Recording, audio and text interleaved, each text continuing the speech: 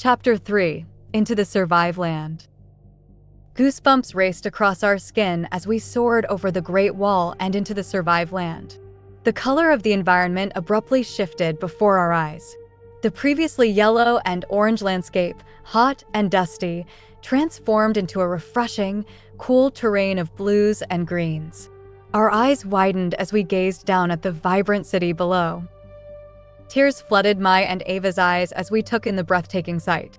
We had heard about trees before, but had never actually seen them. They were everywhere in the city, towering above even the tallest buildings. The white skyscrapers rose up into the clouds, with drones buzzing around them like bees. The rivers and lakes sparked a stunning shade of clear blue, and the air smelled sweet and fresh. As we flew towards the tallest building in the city, we noticed a massive circle structure hovering in the sky. We couldn't make out what it was exactly, but it seemed like we could reach it through the top of the building. The clouds obscured our view of the building's summit, and that surprised us since there were no clouds in the destroyed world we had known before. It was a paradise of wonders, and we were closing in on its center. The landing pad on the top of the building came into view, and we eagerly prepared to disembark and discover what awaited us. We had so many questions. Who were we? Why were Ava and I so important to the mayor of this futuristic city? What secrets did it hold? We could hardly contain our excitement as we landed and stepped out of the drone, eager to explore this world unlike any we had ever known. As we stepped out of the drone, my heart was pounding with excitement and anticipation. Ava held onto my arm tightly, and we made our way toward the massive door with a few guards standing in our way. It was overwhelming to see how important we were to the mayor. A kind-looking lady appeared and led us to separate rooms labeled male and female. I entered the male room, which turned out to be a state-of-the-art sanitizer chamber. The walls were made of a sleek, silver metal that glimmered in the light. A widescreen embedded in the wall displayed the various stages of the cleaning process, from the initial scan to the final decontamination. As soon as I stepped inside, the door closed as the room filled with smoke. Tiny robots whirred to life, their mechanical arms scrubbing away any trace of dirt or bacteria. It was a marvel of technology, and I couldn't wait to see what other wonders awaited us in this new world. The cleaning process is completed, feeling fresher than I ever had before.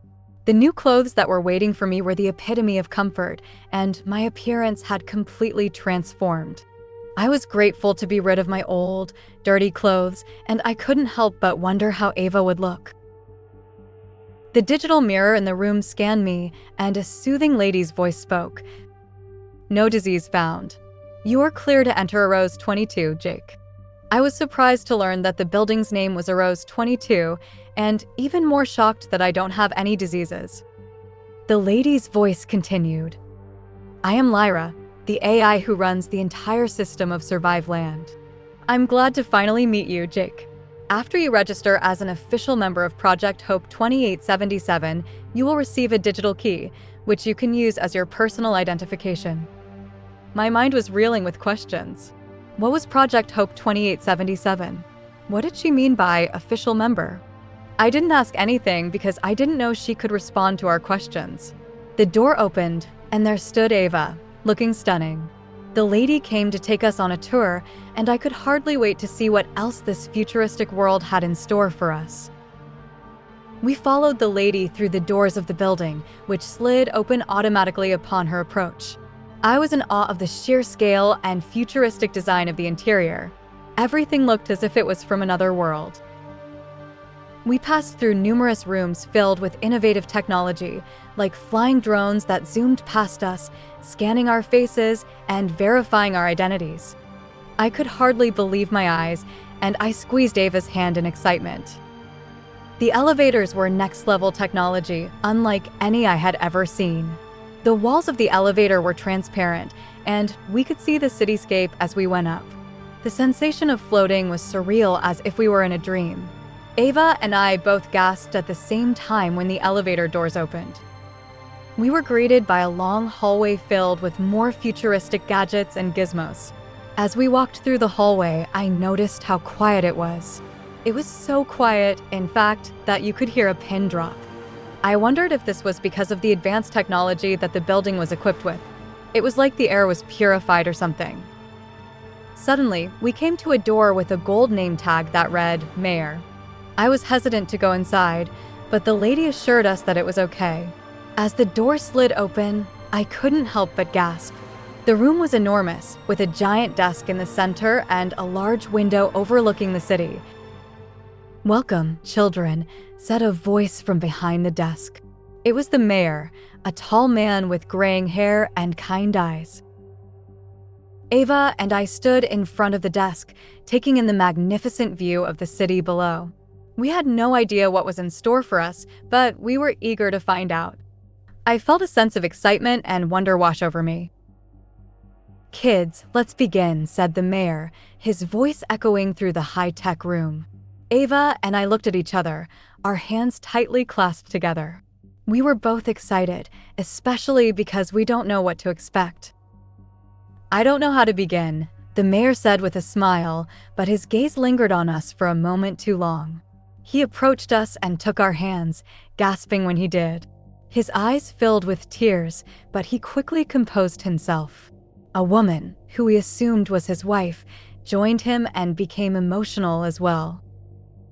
We didn't know what was happening, but we waited patiently for the mayor to speak. Finally, he started talking. "The dream. It's not a dream.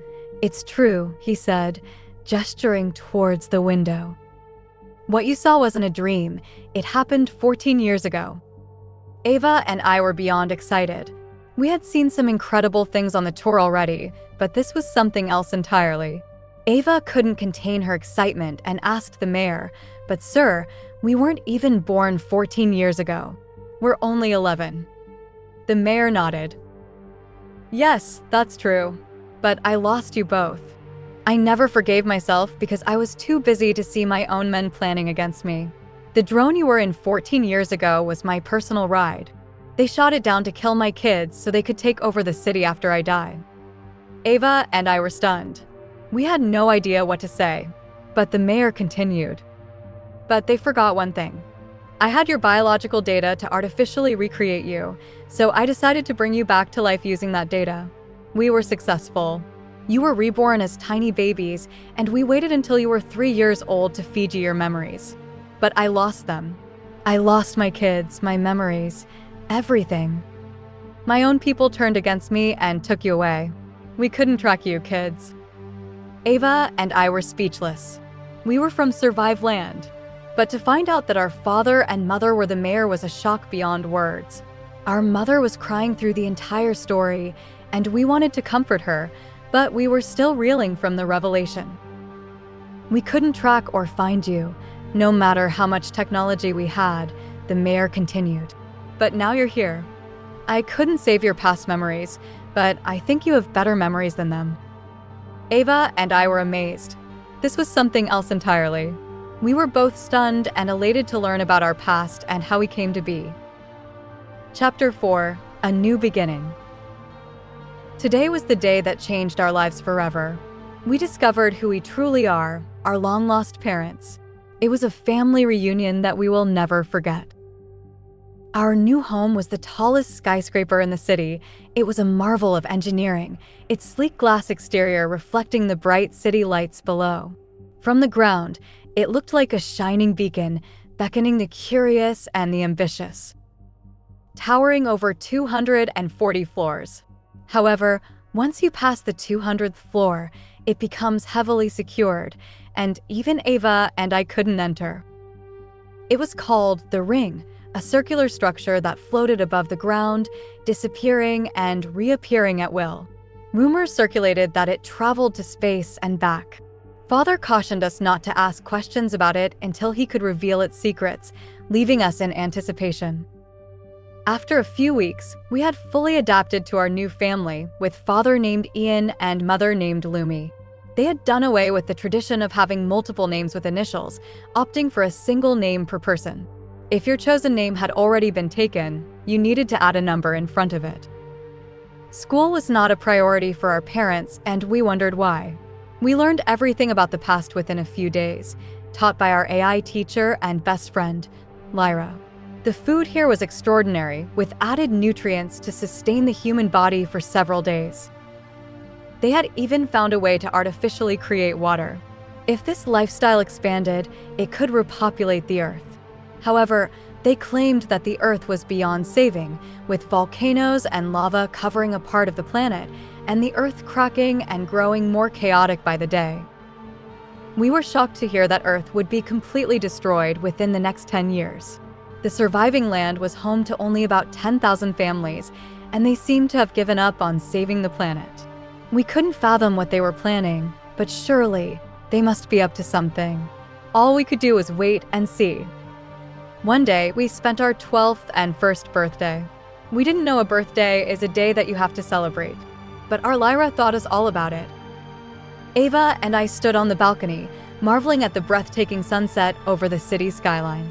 It was a magnificent view, but Ava's mind was elsewhere. She spoke of what could have been if we didn't get to come here. I reminded her that we made it to survive land. Just enjoy the moments. We had our digital bands on, complete with our own AI assistant, Lyra, to guide us whenever we needed it. Our bands were more than just tools. They were our personal identities, always with us and always connected. Then, Lyra interrupted our conversation with a surprising message. "Jake, Ava, your father is waiting for you at Elevator 3. Ava gasped in disbelief. Elevator 3? That's the top secret elevator.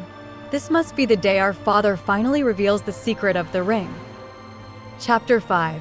The Ring. I was beyond thrilled to finally learn the mysteries of the ring, a structure we had been longing to know more about for ages. We dashed towards the elevator, where our father waited with a bright smile on his face, knowing that this was the moment we had been waiting for. As we ascended in the transparent elevator, we could see the entire city, and even beyond the Great Wall. It was a thrilling ride, and we felt goosebumps as the elevator rose higher and higher, and the ground beneath us disappeared behind the artificial clouds.